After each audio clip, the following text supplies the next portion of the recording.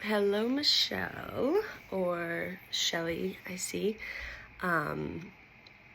Nice to meet you. I got on this cohort a little later, but typically I love having a Zoom at the beginning of the cohort just to get to know you, introduce myself, all the things. So I will add my phone number in the comment section to this, and just shoot me a text. That's always the easiest way to get a hold of me. I have so many different cohorts on Canvas that if I was to click notifications for the emails, for some reason I get every single student. So always, whenever you submit something, or if you have a question or just anything, just shoot me a text and we can jump on a phone call or Zoom or whatever. But let me see. Was this okay? Awesome job. You can definitely tell you have some experience, which is great. And that the speller has experience. Let me just, so typically with these videos, I have notes that I read when I watch the video that I'll explain more to you, and then I check through your competence, your reflection, to make sure I answered all the questions. Better regulate yourself. Yeah, I mean, I didn't really make a note of that. It seemed like you and him had a nice flow, and he seemed to be pretty regulated himself. And sorry, excuse this, I just spilled coffee, so I did water.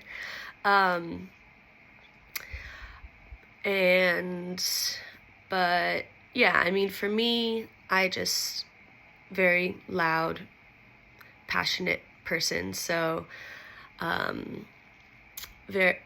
lately in my practice and with my clients, I have really been trying to be a lot more aware of my tone, and I whisper and almost whisper, or sometimes a whisper, but I really bring it down. I even try and minimize all the extra chatter because I can talk a lot too. But, of course, I'll always say, like, great work, keep going, we got a little bit to go, stuff like that. But with clients like Gio,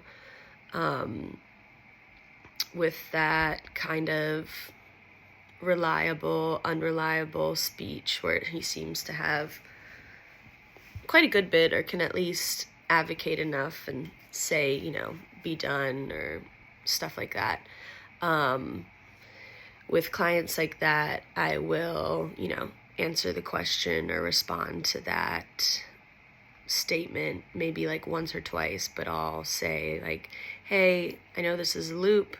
And then also I was going to mention at the beginning of every session that I have really with anybody or people in the earlier phases until we're working towards open and whatever, I'll really set the tone at the beginning. And especially with my younger guys, let me see how old he is.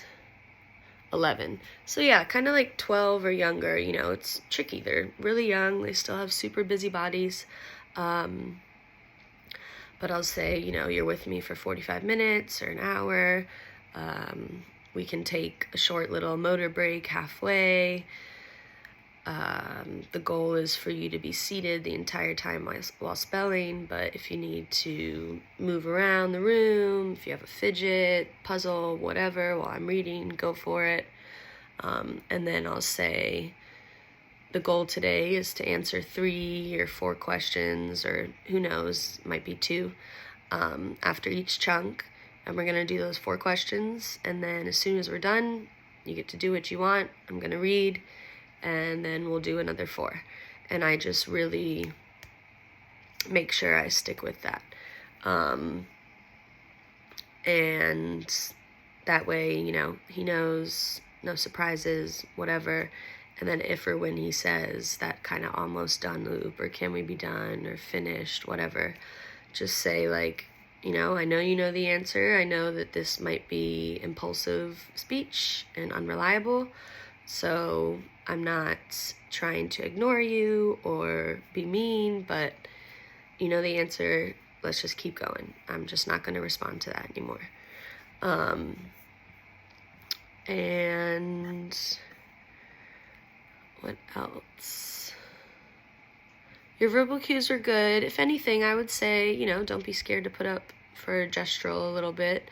Sometimes even just holding the hand up still with a fist can make the world of a difference, and not even having to move it a little bit.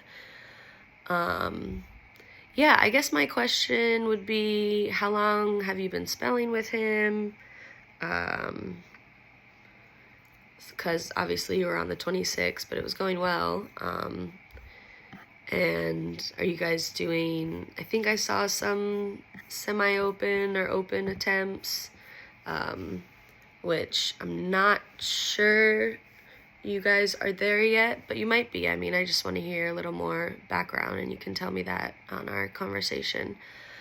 But like when you were asking about a state, like that's tricky, there's 49 other states than whatever one you guys are in. So that's a pretty big open. And typically, to bridge that gap from semi to open, I would have, or myself, I would work on very, minimal directional prompts, minimal all the prompts on the 26, and start having them answer greens and oranges in complete sentences. Because, there's only so many ways that you could grammatically correctly, sorry, it's early, respond to a question in a complete sentence.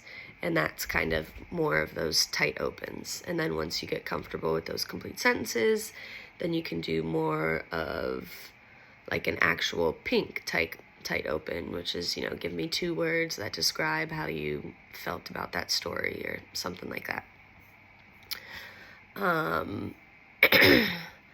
And I would probably hold the board down a little bit more. You did great, keeping it steady. I always aim for about 4 to 6 inches above their poking knee, just because that gives them that. Because when you naturally, if you're sitting up straight, if you poke forward, your arm goes down a little bit.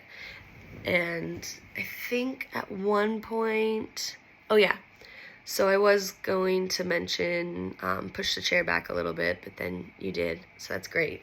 But I always tell everyone we aim for the arm.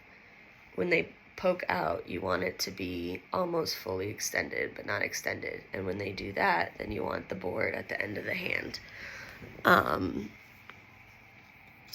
So I always say, push them as far back from the table as you need, and I never want to see the boards over the table, because then they have to kind of reach up.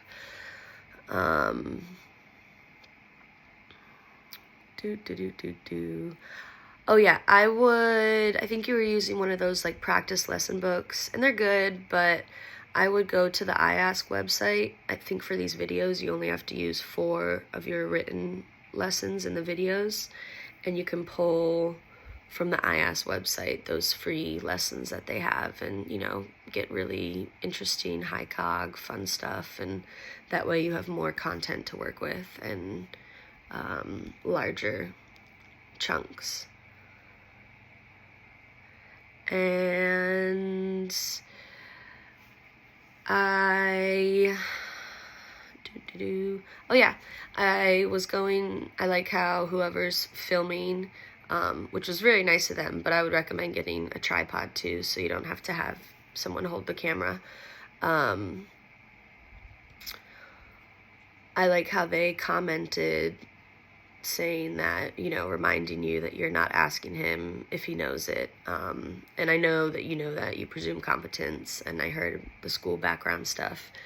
But yeah, that's something that I stress with all my mentees, like every word and how you say it and present it matters. Instead of, saying, okay, let's do you remember the name of the author of so-and-so? Just say, the question is, like, who was the author that we just read about? And go first letter. And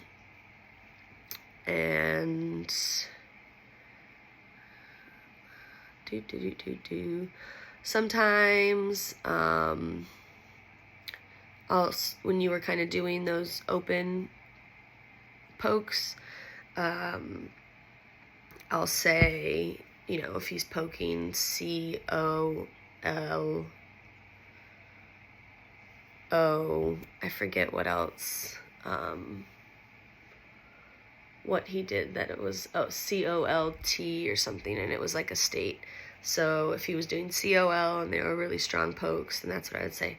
All right, scan that board, Geo, go to what makes sense, you know, find it, look for, what I always say is what makes sense, because there's only so many letters that would make sense after certain letter combinations. But